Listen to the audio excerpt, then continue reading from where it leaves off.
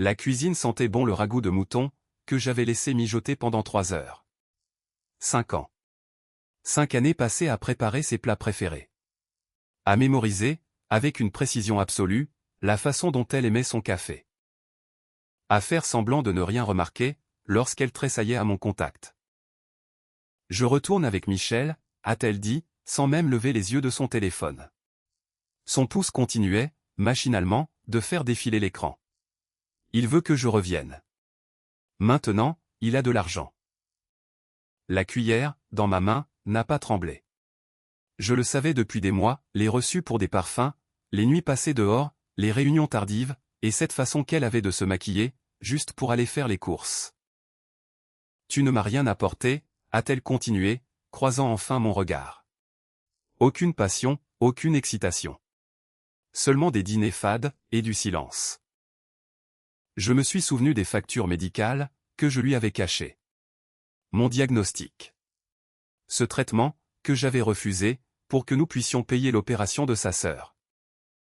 Je me suis rappelé cette promotion, que j'avais déclinée, car elle impliquait des déplacements, et qu'elle disait ne pas supporter la solitude. Fais tes valises, ai-je dit, doucement. Elle a ri. Elle a vraiment ri. Et c'est tout.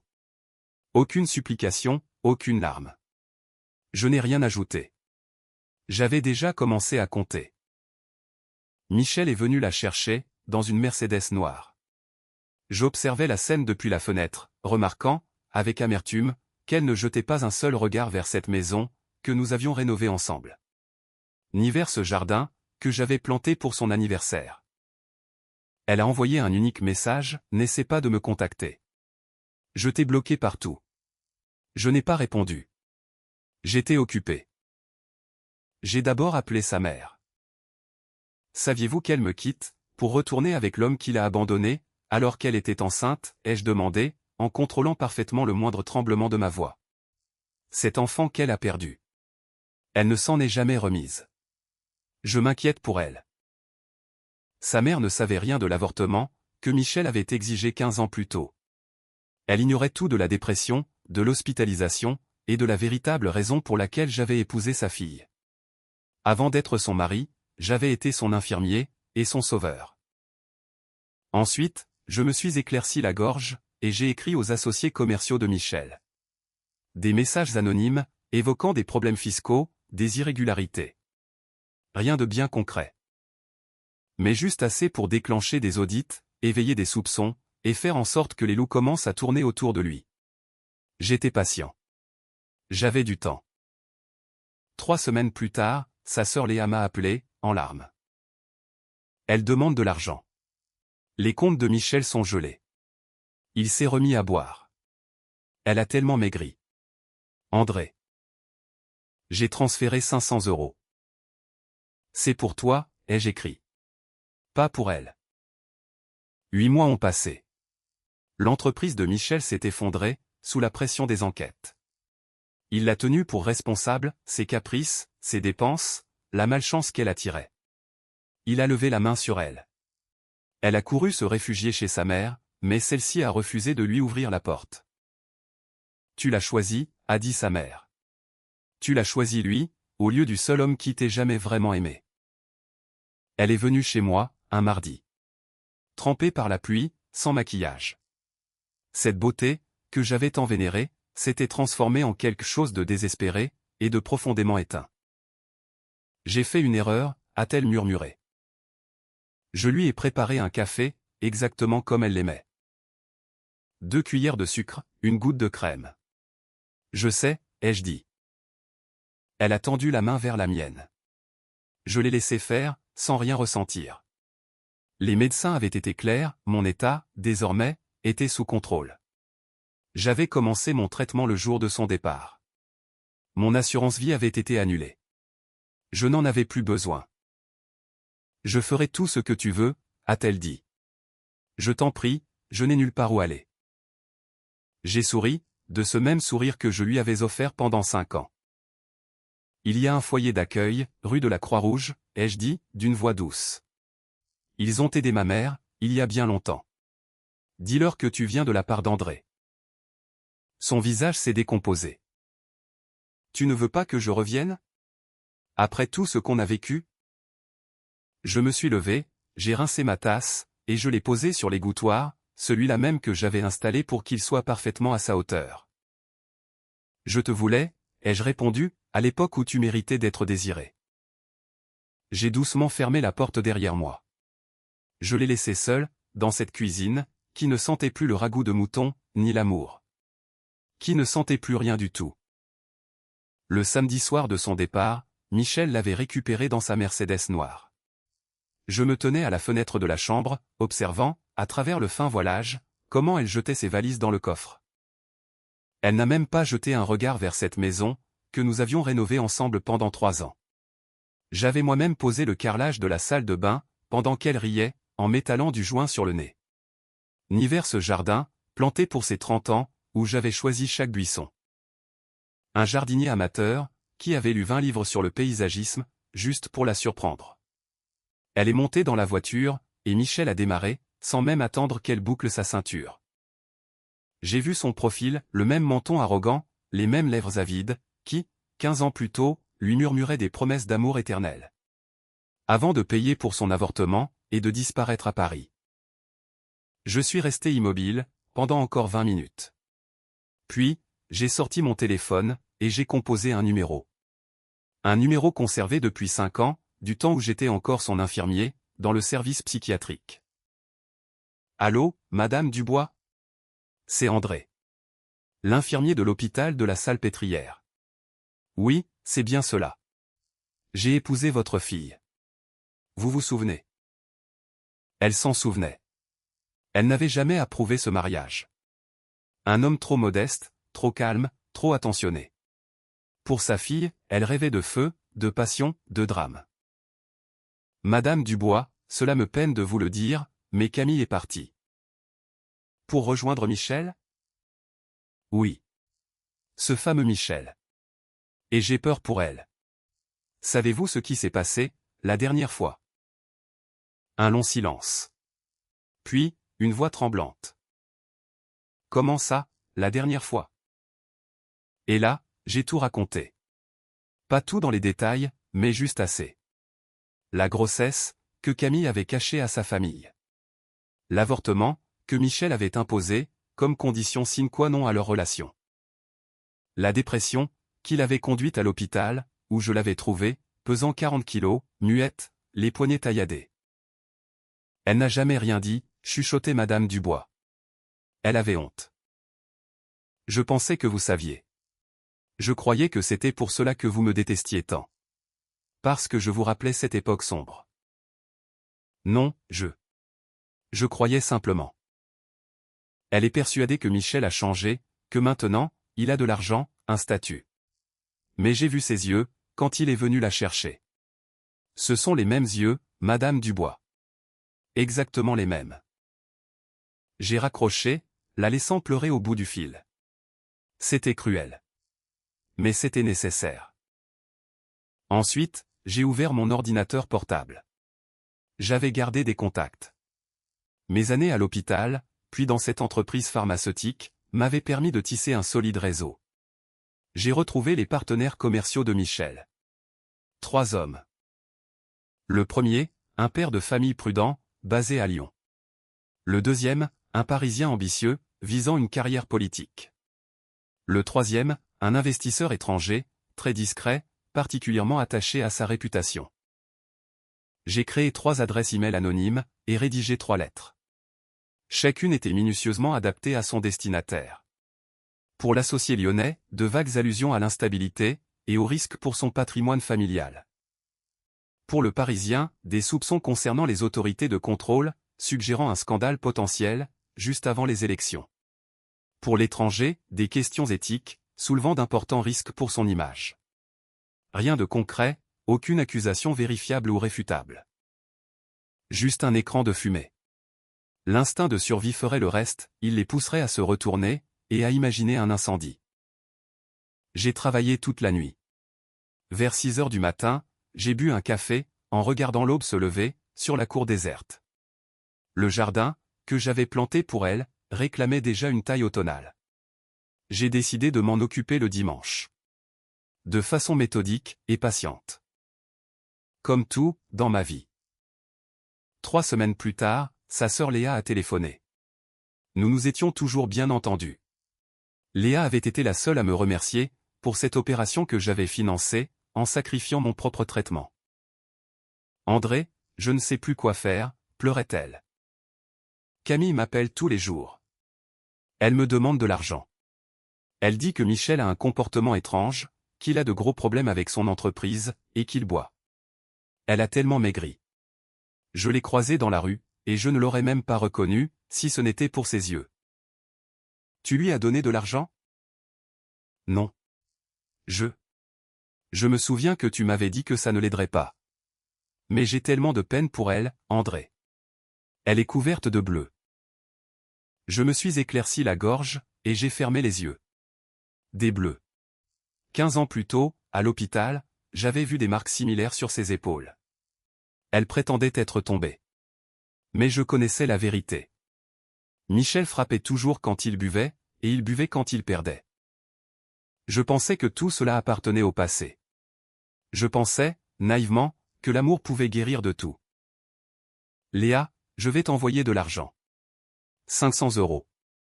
Pas pour elle, mais pour toi. Pour que tu puisses payer ses analyses, que tu repousses sans cesse. Ou pour acheter des fournitures scolaires, à ta fille. André, tu ne lui en veux pas. J'ai regardé la photo encadrée, sur mon bureau, notre mariage, son sourire innocent, et mes yeux, brillants de bonheur. Non, je n'étais pas en colère. La colère est un feu, qui finit toujours par consumer celui qui l'entretient. J'étais froid. J'étais méthodique. Non, Léa. J'ai simplement arrêté de sauver ceux qui refusent d'être sauvés. J'ai effectué le virement, puis j'ai ouvert un nouveau document. 8 mois, c'est long. C'est largement suffisant pour observer, pour patienter, et pour calculer chaque mouvement.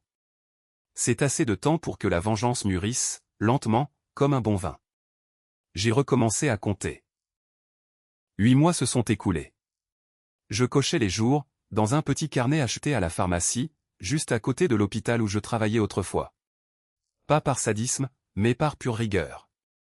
Chaque jour passé sans elle était un pas de plus vers la guérison. Ma propre guérison. Celle que j'avais mise de côté, pour privilégier son confort.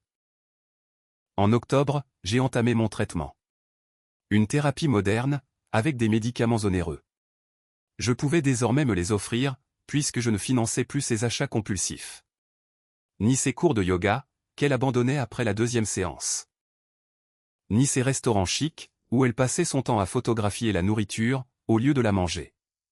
Les médecins se montraient prudemment optimistes.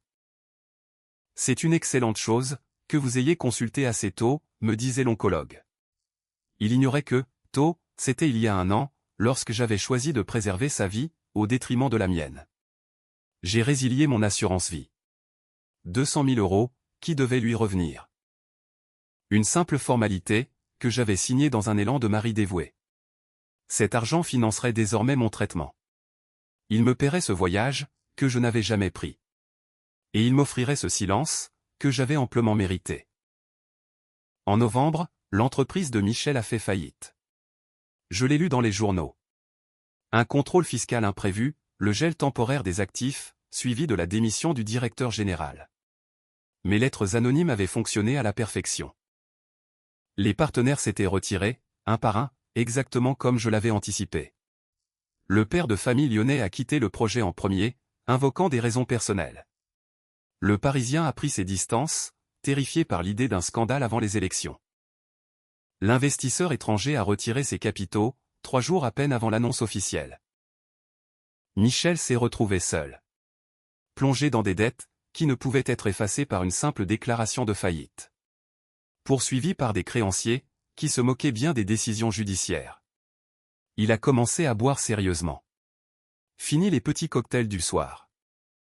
Il est passé à la vodka matinale, celle qui vous aide à oublier tout ce que vous avez perdu.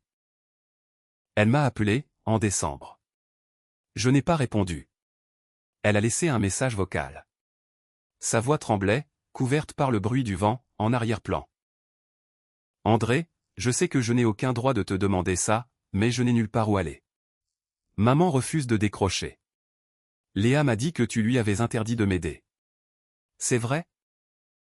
J'ai écouté ce message 3 fois. Non pas par douleur, mais par pure curiosité intellectuelle. À quoi ressemble le désespoir d'une personne, qui vous a détruit, pour bâtir son propre bonheur? Il s'avère que cela sonne, à peu de choses près, comme le désespoir de celui qui vous a construit un nid, en utilisant ses propres os. Je n'ai pas répondu. C'est en janvier qu'elle est apparue. Un mardi, à 17h. Je préparais le dîner. Un repas simple, pour une seule personne, du poulet aux légumes, accompagné d'un vin qu'elle aurait jugé bien trop bon marché. La sonnerie de la porte a retenti, de manière inattendue. J'attendais un coursier, pour mes médicaments. J'ai ouvert. Elle se tenait là, dans son manteau trempé. Ce fameux manteau, que je lui avais acheté 3 ans plus tôt, un jour où elle avait attrapé froid. Elle n'était pas maquillée. Elle avait de sombres cernes sous les yeux, des poignets fragiles, et cette même vulnérabilité, qui m'avait fait tomber amoureux d'elle, 15 ans auparavant, dans le couloir de cet hôpital. « Est-ce que je peux entrer ?» a-t-elle demandé, la voix brisée sur la dernière syllabe. J'ai reculé, pour la laisser passer. Elle a scruté la cuisine. Tout était exactement à sa place, l'égouttoir à vaisselle, réglé à sa hauteur. L'étagère, avec ses tasses préférées. Le calendrier, affichant les photos de notre jardin. Rien n'avait changé. Mais en réalité, tout avait changé. J'ai fait une grave erreur, a-t-elle murmuré, sans même retirer son manteau. L'eau gouttait sur le sol. Je ne lui ai pas proposé de serviette. Je lui ai versé un café. 2 cuillères de sucre, une petite goutte de crème. Exactement comme elle l'aimait, à l'époque où elle m'autorisait encore à l'aimer. J'ai posé la tasse devant elle, et je me suis assis en face, laissant le vide de la table s'installer entre nous. Je sais, ai-je répondu. Elle m'a regardé, pour la première fois, de façon véritable. Et elle a pris peur. Je l'ai lu dans son regard. Où était passé cet André si doux, cet homme inconditionnel, prêt à tout pour un seul de ses sourires? Qui était cet inconnu, au regard si fixe, aux mains si tranquilles, affichant un calme absolu? Il a changé, a-t-elle commencé, avant de s'interrompre. Non. Il n'a pas changé. C'est moi, qui voulais y croire. Elle a tendu la main vers la mienne. Ce même geste, qui, autrefois, me remplissait d'une joie respectueuse. Je l'ai laissé me toucher. Sa peau était froide, lointaine, presque étrangère. Je ne ressentais plus rien. Rien d'autre que le poids du temps, ces 8 mois de silence, qu'elle avait comblé avec ses cris, et ses absences. Je ferai tout ce que tu veux, a-t-elle imploré. Enfin, les vraies larmes ont commencé à couler. Pas ces larmes théâtrales, qu'elle gardait précieusement dans son arsenal. Je te pardonnerai tout. Je serai différente. Je t'en supplie, ne me jette pas dehors. Je n'ai nulle part où aller. Maman m'a dit que j'avais fait mon choix. Et Léa. Léa n'écoute que toi. Tu es le seul qui. Elle s'est tue. Parce que je venais de sourire. Ce même sourire, les commissures des lèvres légèrement relevées, les dents bien alignées, sans aucune exagération. Pendant 5 ans, j'avais répété ce sourire devant le miroir, pour qu'elle puisse croire à mon bonheur. Aujourd'hui, elle n'y voyait plus qu'un gouffre, d'un vide absolu. Il y a un foyer d'accueil, rue de la Croix-Rouge, ai-je dit, avec cette même douceur que j'employais, jadis, pour lui proposer un thé ou une couverture. C'est un établissement public, mais il est très propre. Ils ont aidé ma mère, au moment où mon père est parti. Dis-leur que c'est André qui t'envoie. Ils te donneront un lit, pour 2 semaines, le temps que tu trouves un travail. Son visage s'est tordu. Sous le choc, et sous le poids de cette inconcevable réalité. Tu ne veux pas que je revienne? Après tout ça? Après ces 5 années. Je me suis levé, j'ai rincé ma tasse sous le robinet, et je l'ai placée dans l'égouttoir. Celui-là même que j'avais mis 3 heures à fixer au mur, en vérifiant méticuleusement chaque vis, avec un niveau à bulle. Mes gestes étaient lents, apaisés, définitifs. Je te voulais, ai-je répondu, en m'essuyant les mains avec le torchon qu'elle avait elle-même choisi. Un torchon jaune, orné de marguerites. À l'époque où tu méritais d'être désiré. Au moment où tu me voyais vraiment, au lieu de m'utiliser comme un simple miroir, pour refléter tes propres fantasmes. En ce temps-là, les 5 années de ma vie signifiaient encore quelque chose. Aujourd'hui, elles ne valent plus rien.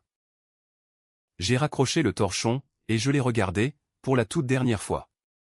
Sans la moindre haine. La haine exige une énergie folle, que je n'avais plus la moindre intention de gaspiller. Je l'ai regardé avec une profonde indifférence. Une indifférence bien pire, que n'importe quelle douleur. Tu ne m'as pas brisé, Camille. Tu as simplement libéré mon temps, pour que je me consacre aux choses qui comptent vraiment. J'ai refermé doucement la porte derrière moi. Je l'ai laissé là, avec son café qui refroidissait, et son manteau trempé. Dans cette cuisine, qui ne sentait plus le ragoût de mouton, ni l'amour, ni l'espoir. Qui ne sentait plus rien du tout. Je suis sorti dans le jardin. Ce jardin, que j'avais enfin taillé. Je suis resté sous la pluie, qui, pour une fois, avait cessé de me paraître triste. Dans ma poche, mon téléphone s'est mis à vibrer. C'était sûrement Léa, ou bien le médecin, avec les résultats de mes analyses. Je n'étais pas pressé. Pour la première fois depuis 15 ans, j'avais du temps devant moi. Et je comptais bien, désormais, ne le dépenser que pour moi-même.